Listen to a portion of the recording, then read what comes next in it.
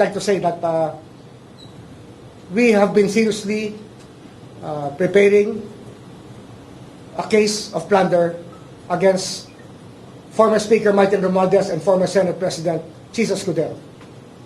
Plunder rin ang aming hinahandang kaso para sa kanila. Sir, Related sa... on record, sir. And as a conspiracy, with the element of conspiracy involved in the preparation of the complaint. How soon po ito? Well, within the month of May. We're just tying up many things that have to be there for us to make a case out of it. Pero the Senate President, the former Senate President, and the former Speaker will be subjected to a case of plunder very soon. Flood control case, flood control related po ito, sir? Ito. Flood control related in so many ways, yes. Ombudsman, sila na po yung sinasabi nyo kanina nung matataas na siya. Sila yan. Pero marami pang iba kasi nga marami pang ibang mga miyembro ng dalawang bahay na maaaring tamaan din ng mga kaso ng plunder sa aming hinahanda ngayon. Actually, narinig nyo na istorya. Narinig nyo na istorya mula sa mga testigo dati sa Senate. And if you think about it, there was a conspiracy to commit plunder. I think you can put everything together. Kayo mismo, you can put it together. It doesn't take a genius to do it. House Kongreso, at ito po'y tinanggap namin at bibigay namin ang SALN ni VP Sara. Kami po ay may subpoena rin na binibigay sa House tungkol po sa SALN ba yan? Yes, sir. SALN ng isa sa mga empleyado ng Congress, ngunit ayaw po tanggapin ng Congress ang subpoena na aming ipinapadala, ayaw tanggapin ng security. At ito, public notice lang po. Susunod na gawin po sa amin to ng Kongreso, I will cite the Secretary General in contempt. At hindi ko may papayag na baliwalain nila ang Office of the Ombudsman. At ang subpoenang yon ay nauukol kay Safronio Gabunada, isa sa mga House employees. Ang rango niya yata ay Deputy Secretary General. At ito po ay tungkol sa mga plunder cases din na aming hinahanda sa mga congressman na kinauukulan. Flood control related. Flood control related. At tataka kayo, hanggang ngayon, wala pa rin ang mga SALN ng Kongreso. At ito, fair warning na naman sa Secretary General na hindi po kami papayag. At sa linggong ito, pag hindi namin nakuha yung mga SALN na una namin hiningi, ay sususpindihin ko po siya mula sa posisyon. Magkasubukan na po ang ating legal system kung ito po ang kinakailangan. Wala sa akin, wala akong dahilan dyan. Kung gusto may paraan, kung ayaw may dahilan. Ngunit hindi kami pumapayag sa kahit ano pang dahilan, sapagkat sa subpoena ng Ombudsman ay subpoena po ng batas. Secretary General kasi matagal nang umiiwas na ibigay sa amin ang nire-request namin mga SALN. At ito po ay magkakaroon tayo ng medyo problema sapagkat ito po ay tungkulin nila sumunod sa kautusan ng Ombudsman. Tungkulin po nila yan. Kaya ngayon, ang sasabihin ko na sa publiko, lahat po ng congressman hinihingi po namin ang SALN ng 10 taon at kung gaano katagal man sila sa Kongreso. At lahat po ng Secretary General at nakaraan mula sa 10 taon na hanggang sa mga Deputy Secretary Generals, hinihingi rin po namin ang kanilang mga SALN. Bibigyan pa namin subpoena sila bukas at sana wag silang magkakamaling huminti sapagkat hindi po kami papayag na hindi sila mag-comply sa aming kautusan. Alright mga kababayan, magre-reaction tayo dito sa bagong pasabog ni Ombudsman Boying Remulla, no? Mainit-init pa na sinabi niya na kakasuhan na po nila ng plunder itong si dating House Speaker Martin Romualdez at itong si dating Senate President at ngayon Senator Chis Escudero, no? At may kaugnayan daw po ito doon sa pag-craft ng budget mga kababayan. So hindi ko lang po sure, no, kung sa 2025 na national budget lang ba ito or yung nakaraan pa kasi may kinalaman ito sa flood control nga mga kababayan. So yun po yung sinasabi dito ni Ombudsman Remulla, mayroong conspiracy mga kababayan. At meron din pong isa pa mga kababayan, no, na babala ni Ombudsman Boying Remulla dito sa House Secretary General na kung saan ay dinididma daw po yung kanyang mga subpoena o yung kanilang mga pinadala sa House of Representatives na mga SALN, no? Nag-request po sila ng mga SALN ng mga congressman at ng mga opisyalis dyan sa House of Representatives at particularly itong SALN ni Safronio Gabunada mga kababayan ay hindi daw po no inaksyonan ng Secretary General.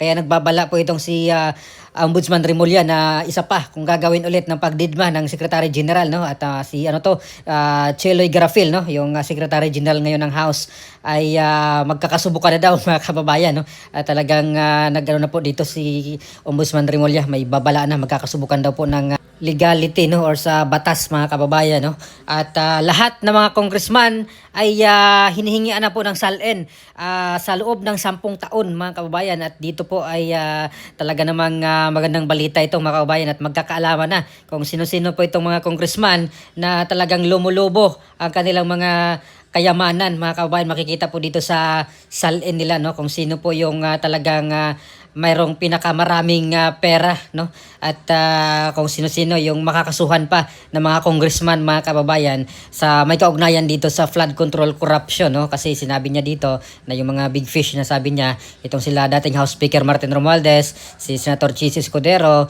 ay kakasuhan na sa May yata mga kababayan. Kaya itong naunang sinabi niya ni Ombudsman Remulla na ngayong tag-init ay maiinit or umiinit dahil dito sa mga pagkakaso nila dito sa mga malaking opisyal ng gobyerno mga kababayan, mga politiko ang kakasuhan no patungkol dito sa flood control. So sana po ay totoo yan mga kababayan, ay panalangin natin na talagang sana ay meron na pong mga kasuhan ng mga big fish no at eventually makulong po talaga itong mga big fish na ito dahil talaga namang kawawa ang bansang Pilipinas at lalong naghirap ang mga Pilipino plus ito pang nangyayari ngayong giyera dyan sa Middle East na doble pasakit din dahil apektado po tayo dito no sa mga presyong petrolyo na pagtaas at alam mo naman natin pag tumaas ang petrolyo ay lahat na rin po halos ng mga produkto ay nagtataas na rin mga kababayan. So sana po mananagot itong mga kawatan no itong mga kurakot na mga opisyalis ng gobyerno no itong mga politiko at mga kasabwat nilang mga nagtatrabaho diyan sa gobyerno no. So good news po ito.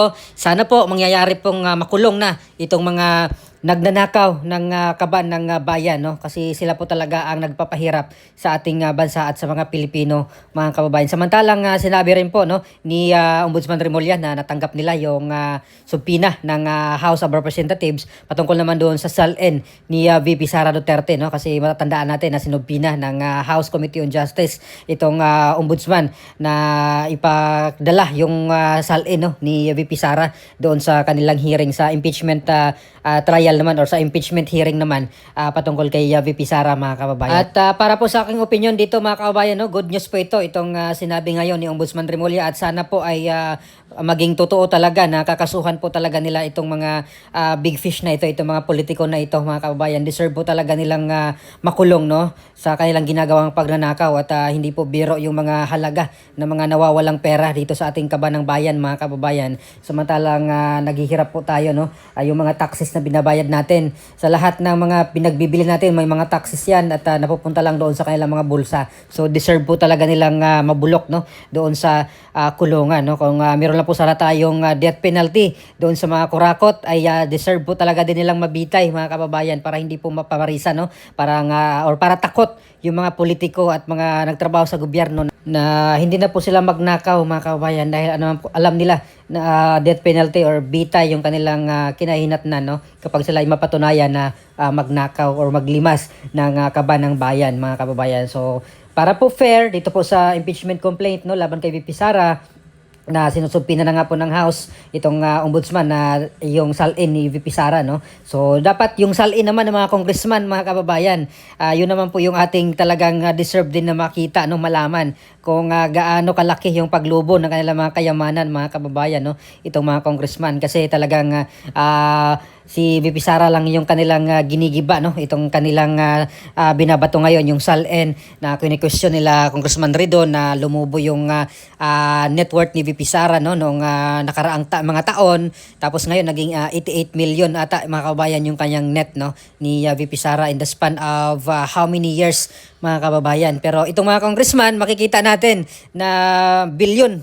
Maraming may mga lumalabas na mga salin na yung mga congressman na iba ay bilyon talaga yung itinaas mga kabayan from million to billion. Yun po yung nakikita natin doon sa mga naunang balita, no? Yung mga lalo na yung mga malaking opisyal, no, ng House of Representatives, talagang billion na yung kanilang net worth mga kabayan. So dating 100 million, so ngayon nasa 1 billion na pataas mga kabayan. So para fair ay dapat po talaga imbestigahan po ng ombudsman ito at ikulong talaga kung sino man po yung dapat ikulong mga kababayan. So ano po masasabi nyo dito sa pasabog ngayon ni Ombudsman Boying Rimulya na mayroon na pong kaso, no, dito sa mga malaking opisyal ng ating gobyerno, ng mga politiko mga kababayan, at yung si Sofronio Gabonada na mabalitaan natin na dating tauhan di umano, no, ni House Speaker Martin Romualdez or ni dating House Speaker Martin Romualdez, itong si Gabonada mga kababayan, at meron nga pong sinabi dito patungkol kay Gabonada, no, itong si Governor Edwin Hubahib ng